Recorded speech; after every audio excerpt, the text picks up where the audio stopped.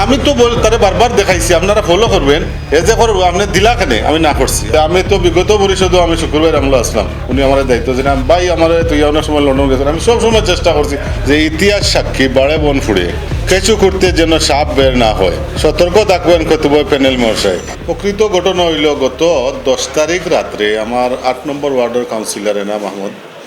রাত্রে আই আমার লগে দেখা করছেন। দেখা করিয়া কইছেন ভাই যে এনাম উদ্দিন, এনাম নামে একজন তার 8 নম্বর ওয়ার্ডের নাগরিক, উনি চাচ্ছেন যে সিঙ্গল তানো নাম দিয়া উত্তরাধিকারী সার্টিফিকেটটা নিতা, তো আপনি এটা তো দেন না যান। আমি আসি যোগ করি বলছি যে ভাই আমি তো ইলা হইলে তো এই পৌরসভা এখানে দায়িত্ব চালাইতাম পারলাম না অনেক, আর আমি তো ওনার সারা ফ্যামিলি চিনি, তুমি টেনশন করিও না, তো আমার ভাই এখান দিয়ে তো গেছে। 11 তারিখ আমি আমার আইয়া দায়িত্ব অফিস চালাইয়ার 12টার দিকে নামুদ্দিন তোমার আমি আইনুল নামদান, উনি আমার কিন্তু ক্লাসমেটও, আমরা একসাথে ওয়ানতেই লেখাপড়া করছি, সম্পর্কে মামাও। তো আইসর আমি সালাম করছি, মামা আসে কইলা মামা বয়াইছি ওখানে ও জায়গা তো বাদ। তো আমি জিজ্ঞাসা করছি মামা খাস খিতা খিতা খেদমত করতাম পারি, কইলা না আমি একটা তো উত্তরাধিকারী সার্টিফিকেট নিতাম। তো আমি হচ্ছে মামার স্টাফ একজনটা ডাক দিয়ে নেওয়া হয়েছে যে একটা উত্তরাধিকারী ফর্মটা নিয়ে দিলাম, ও আরও বাদ বিচারা ওখানে বইয়া ফিল আপ হয়েছে।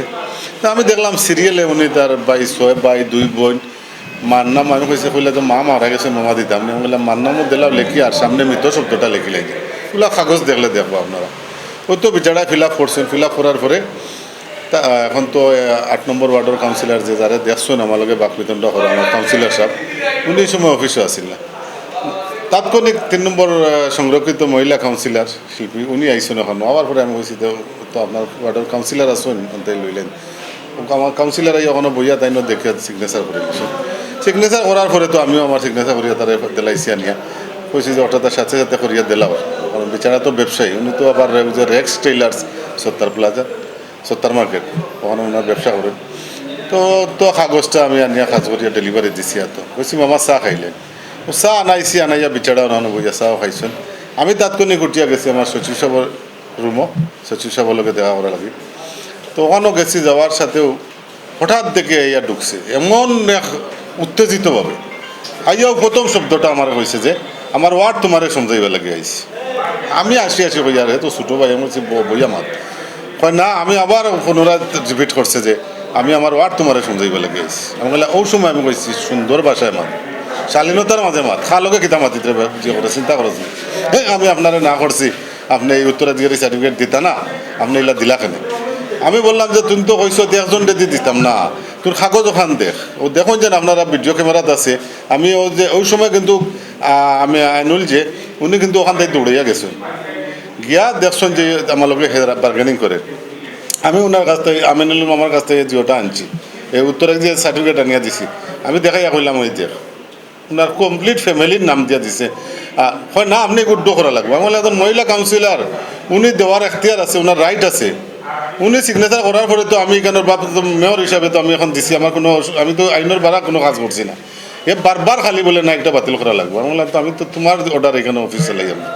আমি নিয়মতান্ত্রিকভাবে দিছি, কিন্তু জানি না খেয়ে বা খারা। আমি দেখছি আজকে ফেসবুকও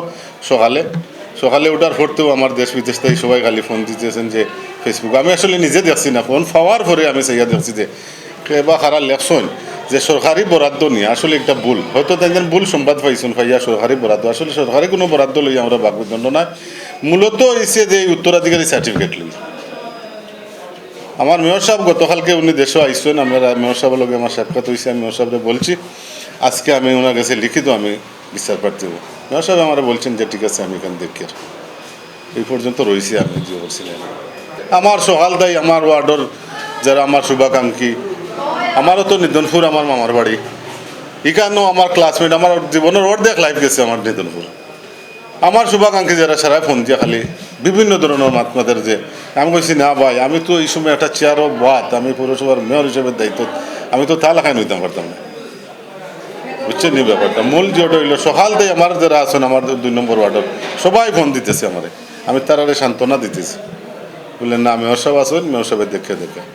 কিন্তু আমার খুব কষ্ট লাগছে আমার এই সার্ভিস জীবনে যে আমার এই আচরণ, আমি অত বড় হয়েছি বেনিয়ে আমার কেউ ইলা আচরণ করছে না, যে আচরণ করছি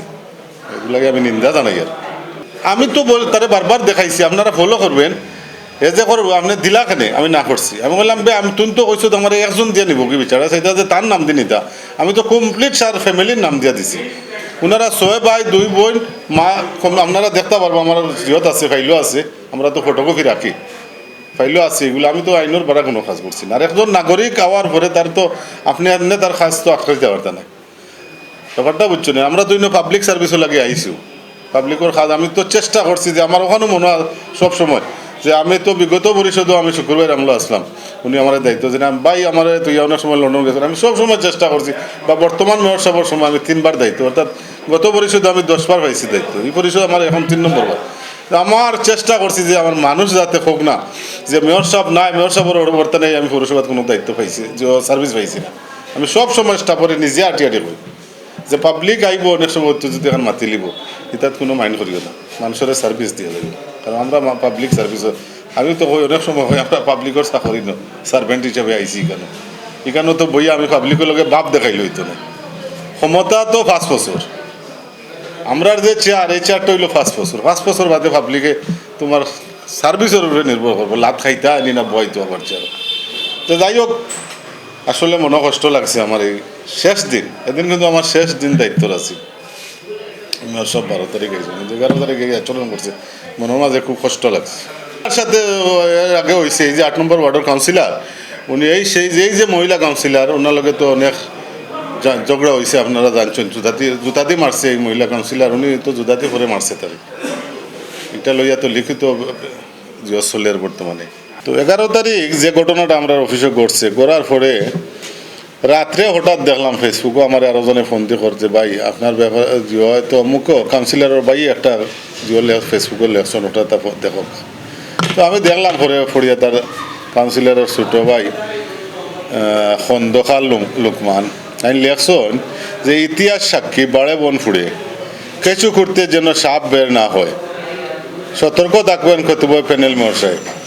আসলে এটা দেখার পরে আমার জিও লাগলো যে হেতু আমার ছোট ভাই যদিও এই ধরনের কোনো জিনিস হয় হেতু আমার কাছে জানতো চাইতো একটা ফোন দিয়া কইতে পারতো বলে বড় ভাই খিতে হয়েছে আজকে কিন্তু এই যে লেখাটা আসলে খুব খারাপ লাগছে আর অল্পবিদ্যা ভয়ঙ্কর আমরা পড়েছি তো এটা তো আমি মনে করি ও কৌটাত পড়ইনেরা নাহলে হে উচিত আছিল আমার ফোন দিয়া জানতো না আমি তো হয়েছে কিন্তু 11 তারিখ ঘটনা ঘটছে 12 তারিখ আমার মেয়র সাহেব দেশ আইতরা ও কারণে আর আমি গেছি না কারণ আমি তো দায়িত্বত আছি মেয়র হিসাবে দায়িত্বত আছি চিন্তা করলাম মেয়র সাহেব হওয়ার পরে আমি মেয়র সাহেবের লগে আলোচনা করিয়া ইয়ে করবো আর আমি চ্যালেঞ্জ করতাম পারি হে যে লেখছে যে কেঁচু করতে সাপ বের হয় আমি তো জানি না কেটা লাগে এখানে লেখছে কিন্তু আমি কেন আমি আমার বুকুতাতে আত্মবিশ্বাসে আমি কইতাম পারবো আমার সার্ভিস জীবন 7 বছর বর্তমানে রানিং চলে আমি গত পরিষদে আসলাম বিয়ানীবাজারের বুকুতে এমন কোনো মানুষ ইয়া কইতে পারতো না যে আমি জনের গেলে আমার 10 টাকা দিয়ে কোনো সার্ভিসে কোনো কাজ করাইছে আমি চেষ্টা করি আমার যে কোনো ওয়ার্ডের মানুষ আপনাও পারলে চেষ্টা করি যে 5 টাকার ফান খাওয়াইয়া দিতাম পারিনি মানুষের কিন্তু এই যে এই জিনিসটা লেখলো এতে বোঝা যায় যে তার লেখাতেই বোঝা যায় মনে হয় আমরা দুর্নীতি কোনটা আছে আর আমার আর ওখানেও আমরা উস্তাদে একদিন হয়েছিলাম যে জেলা তার চিন্তা হলো তার চিন্তাটাই লেখছে আমি মনে করি